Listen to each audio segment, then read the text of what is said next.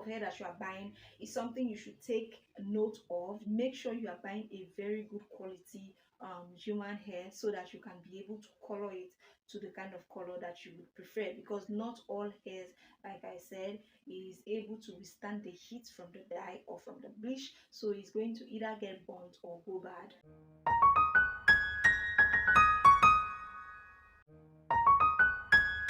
Hi guys, welcome back to the channel. Thank you so much for joining me.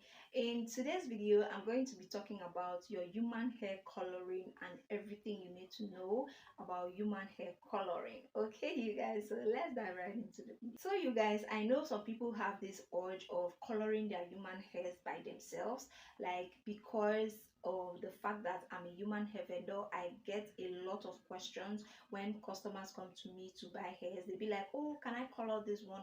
Oh, can I color it? I want to color it myself. There is this beautiful color I've seen. Which kind of dye can I use? And all of those questions. So that is the more reason why I came up here today to explain to you some of the things that you should take note of when it comes to coloring your human hair or your hairs by yourself. Okay, so you guys, if you are new to the channel, hello and welcome. Thank you so much for stopping by. If you are seeing my face for the first time, you are highly in this channel. I make videos around beauty and lifestyle, so if you sound like something that you want to keep watching all the time, please hit the bell button below that says subscribe, okay, so that you can join this family, because in this family we make content that are valuable and that you're definitely going to love.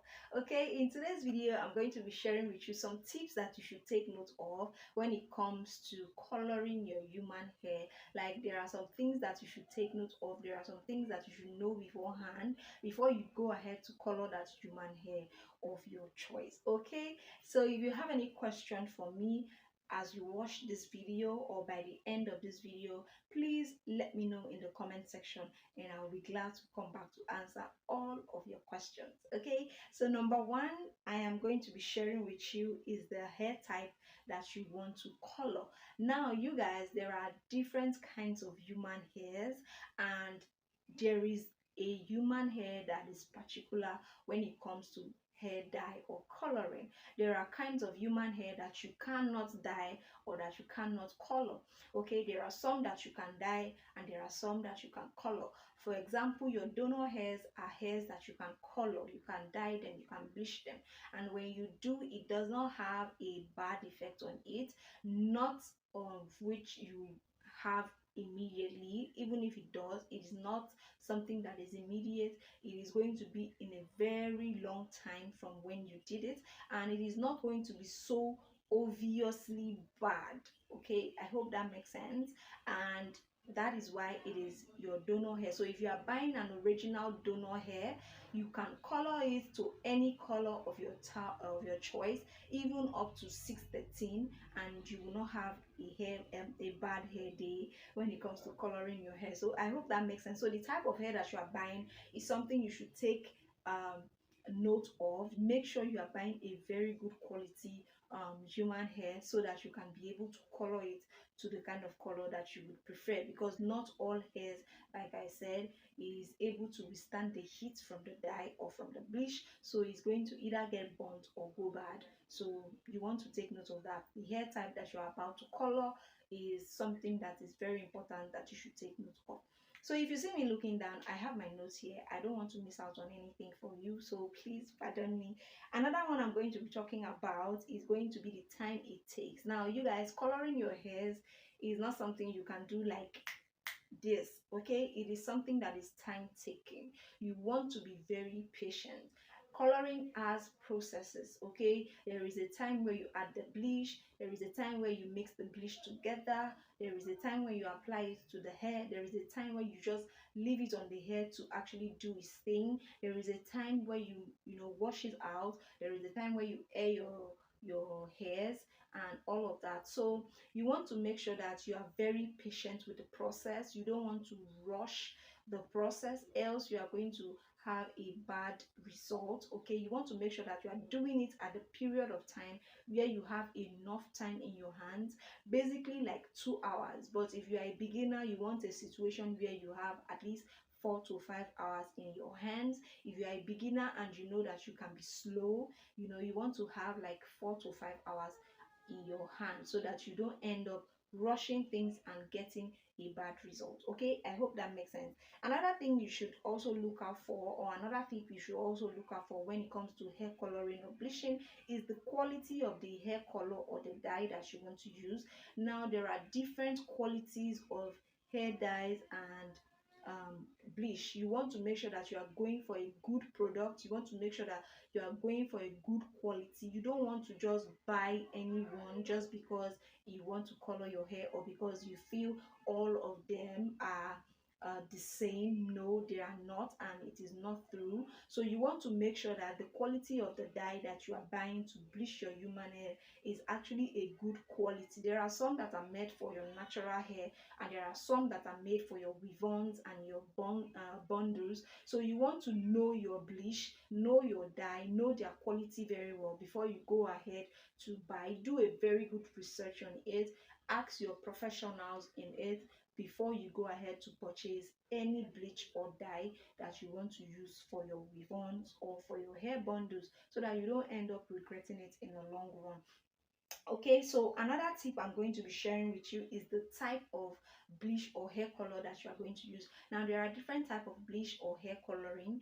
Okay, you have the watercolor and you have the brush on color. Okay, the watercolor is basically this Adora dye.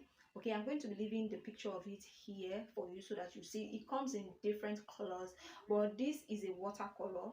Basically what you have to do is to pour this dye into a warm water and then soak in your hair to it. But you want to make sure that if you are using a full color, like if you want to use maybe something like wine, you want to bleach your hair from like natural color to wine, or from like natural color to blonde, you want to make sure that you have already used a bleach before, like another, like a brush on dye before you come back to do this, because you want to make sure that when you are using your Adora dye, your hair that you want to bleach is in 613.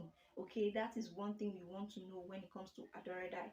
If you want to bleach your hair from like natural color to like wine, you don't get it directly with Adora dye. You want to use your brush on bleach to first of all take that natural color out of your hair, taking it to 613, and then go in with your Adora dye to take it to maybe the wine color that you want, or the green color that you want, or the gray color that you want.